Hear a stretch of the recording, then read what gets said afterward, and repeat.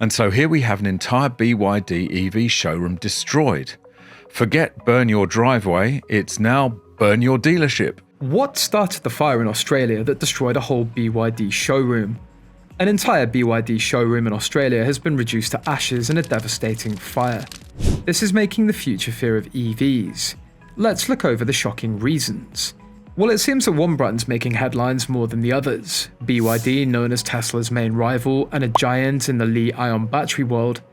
Anywhere in the history of the automobile has any company enjoyed such explosive growth in such a short period of time. BYD has grown into this powerhouse. You look at the monthly rankings. BYD's had a rocky past with EV fires. Many of these incidents happened in 2021 and 2022, but the company seemed to have fixed its issues. Or so we thought. Just when things were looking up, another fire broke out. This time it was in a BYD showroom in Fuzhou, the capital of China's Fujian province. The Fuzhou Fire Department reported that the fire started from an electric vehicle parked inside the showroom. A video of the incident went viral on Chinese social media. In the footage, you can see a massive blaze engulfing the entire showroom. It's dramatic, shocking, and raises many questions about the safety of electric vehicles. So what exactly happened? The investigation's still ongoing, but what's clear is that this incident has put BYD back in the spotlight for all the wrong reasons. This event is a sharp reminder of the challenges and risks associated with electric vehicles, especially those involving the batteries. It's a crucial moment for BYD as they navigate through this crisis, reassuring their customers and the public about the safety of their products. Why is this happening all the time? From all these incidents, it's quite understandable that it's finding it difficult to control the fire when it comes to EVs, don't you think? 2 electric cars were destroyed after catching fire overnight. Brands like BYD sell a lot of electric vehicles, so they have more cookies on the road. When you have more cars driving around, there's a higher chance that if something goes wrong, it might involve one of those cars. It's like a numbers game, so even if electric cars in general are less likely to catch fire than gasoline cars, when you hear about incidents involving electric cars, it might be because brands like BYD have a lot of them out there.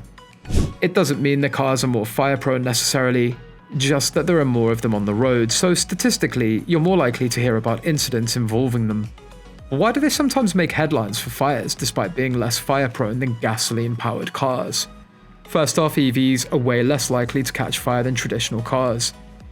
Picture this. For every 10 fires in gas cars, there's only about 1 fire in an EV. There's a big difference. But here's the twist. Hybrid cars, the ones with both electric and gas engines, are the most likely to catch fire, even more so than regular gas cars. Strange, right? Now, why do EV fires sometimes seem scarier? It's all about the batteries. These lithium-ion batteries in EVs are amazing for powering cars. But when they overheat, they can burst into flames. And guess what? They give off tons of oxygen when they burn, making the fire hard to put out. There are even crazy videos of EVs burning underwater. So what's the best way to deal with an EV fire? Well, one effective method is to dunk it in a pool of water. Yup, you heard that right. Submerging the car cools down the battery pack and stops the fire in its tracks. It's like giving the flaming car a big chilly bath.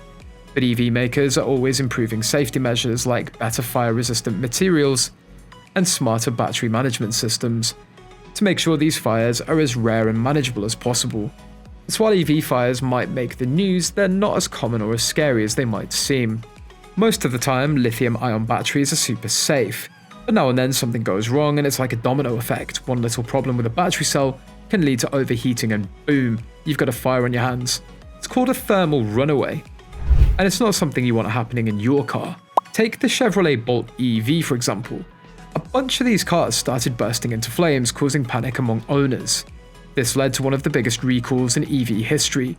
Even big players like Tesla have had their share of battery fires, though they're still pretty rare overall. Tesla caught on fire inside of the garage here.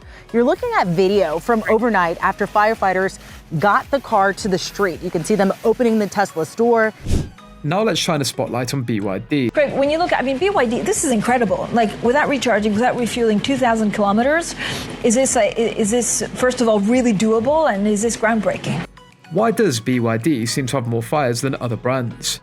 Well, part of it might be because they sell a ton of EVs, so statistically, they're more likely to have incidents. Plus, being one of the big battery makers means they're at the forefront of the technology, but that also means that they're under more scrutiny when things go wrong. According to the Fuzhou Fire Department, the fire began with an electric vehicle parked inside the showroom. A video circulated on Chinese social media displaying a fierce blaze consuming the entire showroom.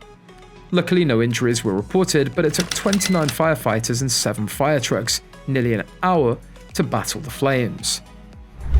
Despite their efforts, the fire triumphed, reducing the showroom building and the vehicles inside to ashes. The aftermath, captured in a video showing the showroom's charred remains, tells a tale of devastation. The once bustling showroom now lay in ruins, a stark reminder of the destructive power of fire. Fortunately, no one was hurt in this incident. The loss of property is significant, not just for the car dealership, but also for the community. Showrooms aren't just places to display vehicles, they're hubs of activity and commerce, connecting customers with products and services. As investigations into the cause of the fire continue, it serves as a reminder of the importance of fire safety measures, both in business and in our daily lives. While accidents can happen, taking precautions can help mitigate their impact and prevent tragedies like this from occurring again in the future. What do you think about this? The discussion around electric vehicle fires versus gasoline car fires raises valid points about the unique challenges posed by EV fires, despite their lower occurrence rate. The intensity of EV fires is a concern. Well, it's because EV batteries contain their oxidizer, meaning water can make the situation worse by causing chemical reactions that fuel the fire instead of putting it out. So firefighters have to get creative with their approaches. Another aspect to consider is the health risks associated with EV fires. When these batteries burn, they can release toxic fumes and gases that pose serious dangers to human health. Did you know that EV fires can reignite even after they've been seemingly extinguished? That's right. Due to the nature of the battery cells, EV fires can smolder for days, weeks, or even months after the initial incident.